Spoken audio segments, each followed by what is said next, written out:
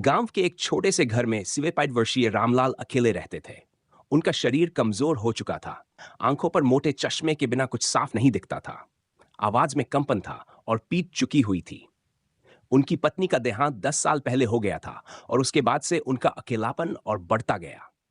लेकिन असली तकलीफ उम्र से नहीं, बल्कि अपने ही खून से मिली थी, अपने बेटे बहू से, जिन्होंने उन्हें उनकी हालत पर छोड़ दिया था। रामलाल के 3 बेटे थे, राजेश, सुरेश और अनिल। जब तक वे छोटे थे, तब तक रामलाल और उनकी पत्नी ने अपनी पूरी जिंदगी उनकी परवरिश में लगा दी। पढ़ाया लिखाया, अच्छे स्कूल भेजे, शादी करवाई और यहां तक कि अपनी जमीन जायदाद भी उनके नाम कर दी। सोचा था कि बुढ़ापे में बेटे उनका सहारा बनेंगे, लेकिन हुआ इसके बिल्कुल उलट। समय बदला, बच्चे बड़े हुए, अपने अपने परिवारों में व्यस्त हो गए।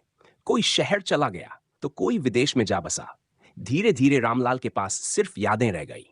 उनके बेटे बहू अब उन्हें एक बोझ समझने लगे थे। रामलाल ने अपने बड़े बेटे राजेश के पास रहने का सोचा। सोचा कि वह शायद उनकी देखभाल करेगा, लेकिन वहां उन्हें सिर्फ ताने और उपेक्षा मिली। बहू कहती, बाबूजी, अब आप बूढ़े हो गए हैं, हर समय दवा दवाई और देखभाल की जरूरत होती है। हम नौकरी करते हैं, इतने समय तक आपकी सेवा नहीं कर सकते। राजेश भी अब पिता से कट चुका था। उसे अपने पिता की तकलीफें सुनना बोझ लगता। कुछ ही महीनों में बहू ने उन्हें घर छोड़ने के लिए कह दिया। रामलाल बेबस होकर अपने दूसरे बेटे सुरेश के पास गए। वहां भी हालात कुछ अलग नहीं थे। सुरेश की पत्नी को सास ससुर का घर में रहना पसंद नहीं था। उन्होंने रामलाल के लिए घर में एक कोना दे दिया, लेकिन उनका खाना तक अलग कर दिया जाता। कोई उनसे ढंग से बात तक नहीं करता था। अगर गलती से वे कुछ पूछ भी लेते तो जवाब मिलता, आपको तो कुछ करने की जरूरत ही नहीं, बस आराम से बैठिए। लेकिन हां, हर समय शिकायत मत किया कीजिए। रामलाल की आंखों में आंसू आ जाते, लेकिन उन्हें पी जाना पड़ता। आखिर वह अपने ही बच्चों के घर में थे। भाग सबसे छोटा बेटा, आखिरी उम्मीद। जब 2 बेटों ने ठुकरा दिया, तो रामलाल अपनी आखिरी उम्मीद लेकर अपने सबसे छोटे बेटे अनिल के पास गए। अनिल पढ़ लिखकर बड़ा आदमी बन चुका था, एक आलीशान बंगले में रहता था।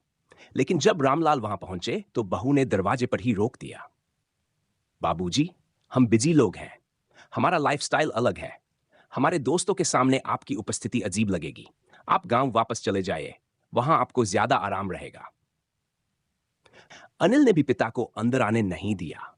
उसने कुछ पैसे निकालकर उनके हाथ में थमा दिए और कहा, बाबूजी, ये पैसे रख लीजिए। आपको जो चाहिए खरीद लेना, लेकिन हम आपकी देखभाल नहीं कर सकते। रामलाल के हाथ कांपने लगे। उन्होंने कांपते हाथों से पैसे वापस कर दिए। और बेटा, मैंने तुम्हें पैसे की नहीं, प्यार और सहारे की जरूरत में याद किया था। यह कहकर वे लड़खड़ाते कदमों से बाहर निकल आए। एक दर्द भरी रात, रात गहरी हो चुकी थी। रामलाल अब सड़क पर थे। उनके पास कोई ठिकाना नहीं था, कोई दरवाजा नहीं था जो उनके लिए खुलता। उनके अपने बेटे, जिनके लिए उन्होंने पूरी जिंदगी लगा दी, आज उनके लिए एक कोना तक देने को तैयार नहीं थे। रामलाल एक पेड़ के नीचे बैठ गए।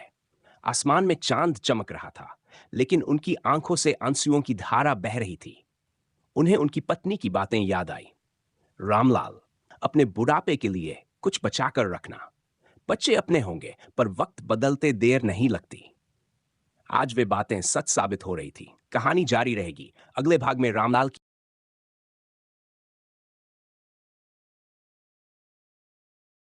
भाग 5, दर्द से हौसले तक। रामलाल पूरी रात सड़क के किनारे एक पेड़ के नीचे बैठे रहे। ठंडी हवा चल रही थी और उनकी बूढ़ी हड्डियां ठंड से कांप रही थी। भूख से पेट चू रहा था, लेकिन उससे ज्यादा दर्द अपनों के दिए घावों का था। क्या इसलिए मैंने अपनी पूरी जिंदगी लगा दी थी? यह सवाल बार बार उनके मन में उठ रहा था। सुबह होते ही उन्होंने गांव वापस लौटने का फैसला किया।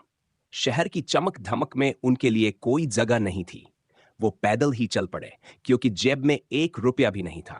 रास्ते में लोग उन्हें अजीब नजरों से देख रहे थे, लेकिन कोई पूछने वाला नहीं था।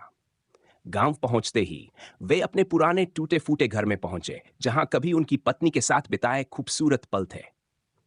अब घर में सन्नाटा था। दीवारें जर्जर हो चुकी थी और छत से पानी टपक रहा था, लेकिन कम से कम यहां कोई उन्हें ताने देने वाला तो नहीं था। भाग 6, जीवन का नया मोड़। रामलाल ने ठान लिया कि अब वो अपने दर्द को अपनी ताकत बनाएंगे। वो हर सुबह गांव के मंदिर में जाकर कुछ घंटों तक बैठते और फिर अपने खेत की ओर चले जाते। उन्होंने अपने खेत को फिर से संवारना शुरू किया, बीज बोने लगे और खुद ही मेहनत करने लगे। गांव वालों को जब पता चला कि रामलाल को उनके बेटों ने घर से निकाल दिया है, तो कुछ लोग हमदर्दी जताने आए। लेकिन रामलाल अब दया का पात्र नहीं बनना चाहते थे। उन्होंने खुद को मजबूत बनाया और अकेले ही अपने खेत में काम करना शुरू कर दिया। धीरे धीरे उनकी मेहनत रंग लाने लगी। खेत में फसलें लहलहाने लगीं और उन्हें खेती से अच्छा मुनाफा होने लगा। गांव के कुछ युवा उनके पास सीखने आने लगे। रामलाल ने उन्हें खेती के गुर सिखाए और बताया कि कैसे आत्मनिर्भर बना जाता है। बेटा, पैसा कमाना आसान है, लेकिन इंसानियत और संस्कार बनाए रखना मुश्किल है। ये सीख वे सभी को देते। भाग 7, बेटों की वापसी। कुछ साल बीत गए। अब रामलाल अकेले थे, लेकिन खुश थे। उन्होंने अपने खेतों की कमाई से एक छोटा सा नया घर बनवा लिया था। गांव में सब उनका सम्मान करने लगे थे। तभी एक दिन उनके बेटे वापस लौटे। अनिल का बिजनेस घाटे में चला गया था। सुरेश की नौकरी छूटी और राजेश का परिवार बिखर चुका था। अब उन्हें अपने पिता की याद आई। वे शर्मिंदगी के साथ उनके दरवाजे पर आए और बोले, बाबूजी, हमें माफ कर दीजिए। हमने आपके साथ बहुत बुरा किया। अब हमें आपकी जरूरत है। रामलाल ने मुस्कुराते हुए कहा, बेटा, माफ करने में मुझे कोई दिक्कत नहीं, लेकिन तुम लोग जब मेरे साथ थे तब मेरी जरूरत को क्यों नहीं समझ पाए? बेटे सिर झुकाकर खड़े रहे। रामलाल ने आगे कहा, अब मैं अपने अकेलेपन से खुश हूं। मैंने खुद को मजबूत बना लिया है। तुम लोग भी जिंदगी में मेहनत से आगे बढ़ो, लेकिन याद रखना, माता पिता कोई बोझ नहीं होते। जिस दिन तुमने ये समझ लिया, उस दिन तुम वाकई इंसान बन जाओगे। बेटों की आंखों से आंसू गिर पड़े, लेकिन अब बहुत देर हो चुकी थी। संवाद और सीख। माता पिता भगवान का दिया सबसे अनमोल उपहार होते हैं। जब तक वे जीवित हैं, उनकी कद्र करें। उन्हें बोझ समझने की गलती न करें, क्योंकि जब वे चले जाएंगे तब पछताने के अलावा कुछ नहीं बचेगा। अगर आपको यह कहानी पसंद आई हो तो इसे जरूर शेयर करें। अपने माता पिता की इज्जत करें, क्योंकि वे इस दुनिया में सबसे बड़ा आशीर्वाद है।